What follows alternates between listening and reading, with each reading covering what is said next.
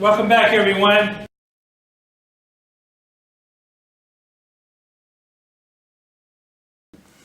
Hi, who are you?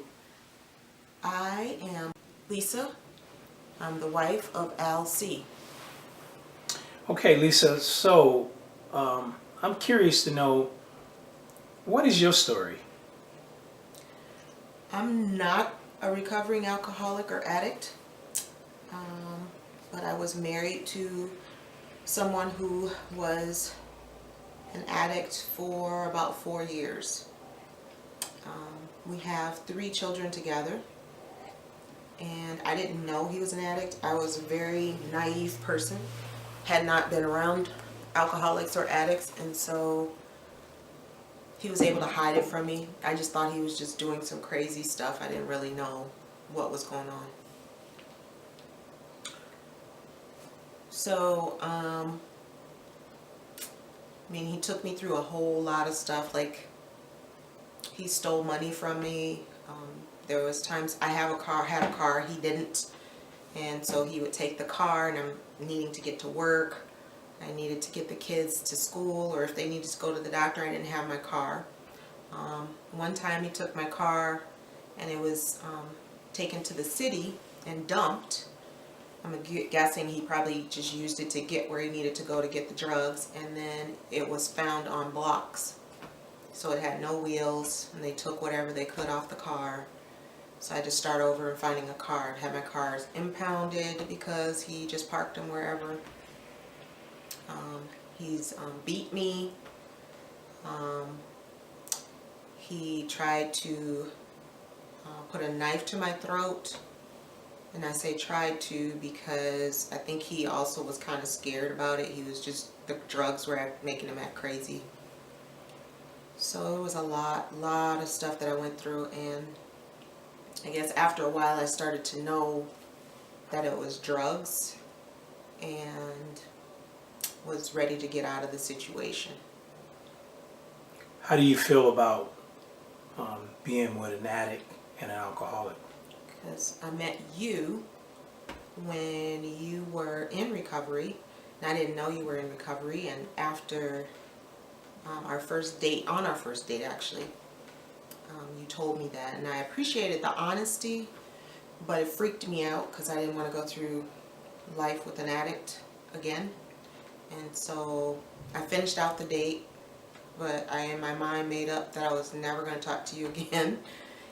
And when I went home, I think I stopped answering your phone calls, and we didn't talk for a long time. And then I kind of felt bad about it because you kept calling, and I just wouldn't answer the phone because I didn't know how to tell you what was going on with me. But eventually I told you why. And it was, we decided then at that point we would just talk as friends, serious friends, not a serious relationship. And then you invited me to an AA meeting. I had never been to an AA meeting before. And I think that was your 1-year medallion. Mm-hmm. And when you got the medallion, everyone passed it around and said some things about you, and most of them said really nice things about you. To me, it was, I guess, more how serious you were about your program. It wasn't, you weren't just there because you just needed to hurry up and get through it. You were really in your program. You were serious about it. I remember you telling me that you went to a meeting every day. So like for a whole year, 365 meetings. I knew you were serious then. And you had even asked me that question because you wanted to get serious. You said, do you think that we could get serious? And I said, no, because of the situation. I told you, my ex, I can't do this. I can't be with someone who's gone through drugs and alcohol. And you said, well, was he ever this serious about a program? And I said, no, I don't think he ever even went to a program. And you said, well, then just see how serious I am about this program. I'm not trying to go back to drugs and alcohol.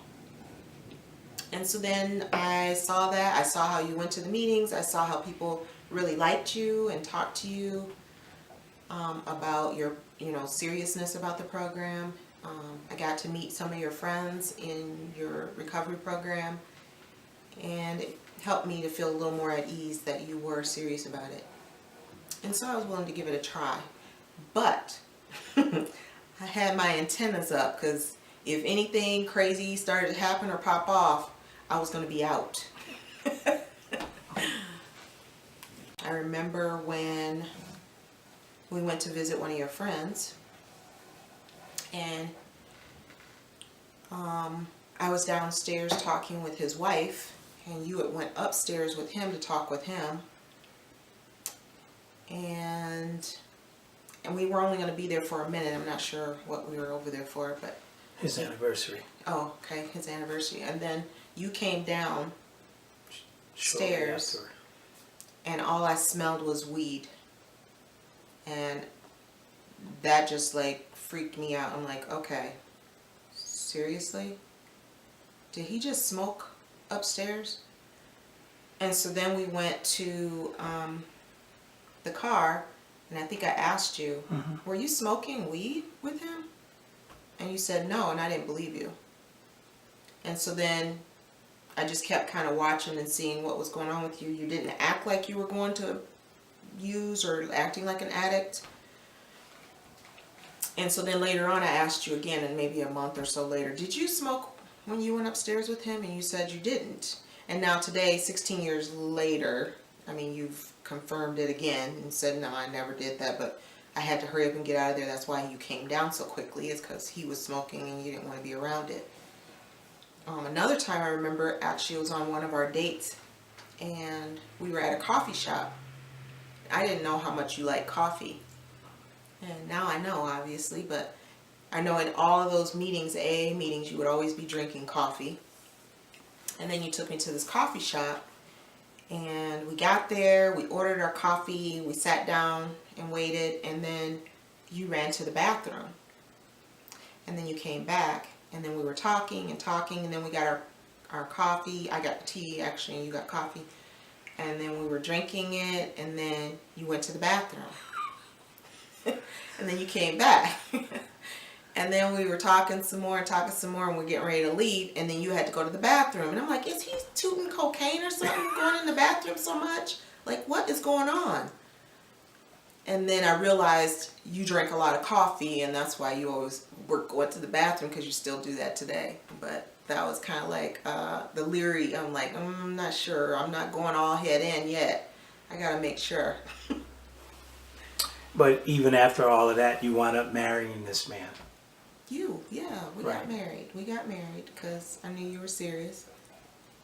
You treated my kids good, and you treated me good, and there was no drug use, no alcohol for, the entire time I've known you. So that's been about 18 years. And I mean, we know of some of your friends who were in recovery who went back to using. Some even went to the point of overdosing and dying. And even recently, like within the last year, your sponsor died. So I knew it was always a possibility, but I've never felt a doubt about you, because you don't have, I mean, you stay away from medications as much as possible. You're seriously, I should say jealous. I'll say jealous of your recovery. You don't want it to go away, or you don't want anyone to take it from you. So I can see that, and so I'm comfortable today, not worrying about you going back to use. Not saying that could never happen, but I'm comfortable. Is there any closing words you'd like to say? Just that as a woman, if there's other women out there dealing with someone who is an addict, I know the thoughts in your head are, I know he can change, or if I'm more supportive, he'll change, or if I can get him to do this, he'll change, or maybe I can help him stop. You really can't. If he's going to change, he's going to do it on his own, or he's not. And if you're in the middle of it while he's having explosive anger, stealing money from you, hurting your children, you really have to get away.